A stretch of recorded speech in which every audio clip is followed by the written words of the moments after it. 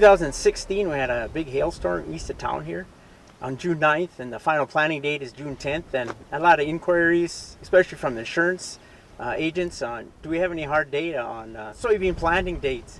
And we didn't. There's a lot of data, southeast North Dakota and central North Dakota, but here in the far north, where soybeans are known, we didn't have that data, so that's why we started investigating that particular agronomic trait there.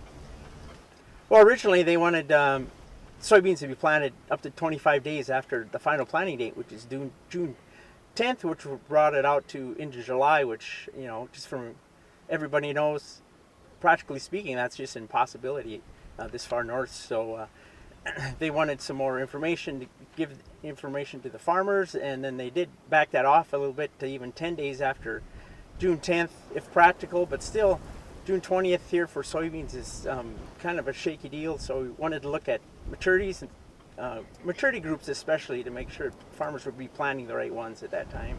So we talked about the middle of May and went about every week, but 5 planting dates up to about June 20th, 24th.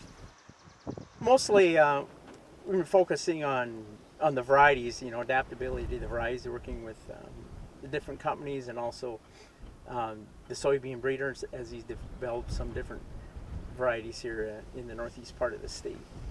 Well, the first year we had a good trial, and we had 3 maturities, 0.5, 0.9, and 0.1. I guess the recommendation would be, if you're planting early, you can plant the later maturing varieties up here in the north. Early planting date, probably go 0.009 to 0.1, and that's up here right along the border. But if you're planting in June, you better stick to the 0.005, 0.007, somewhere in that range.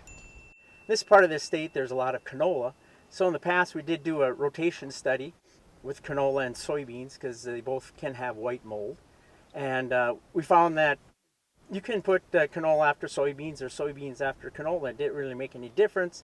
White mold, some white mold, especially maybe along trees and things like that, or get a heavy stand, but maybe not as big an issue as like canola or dry beans. Insects in the northern part, we've had some issues with aphids in the past, but just pay attention to the monitoring from the entomology department at NDSU and be ready to spray if need be.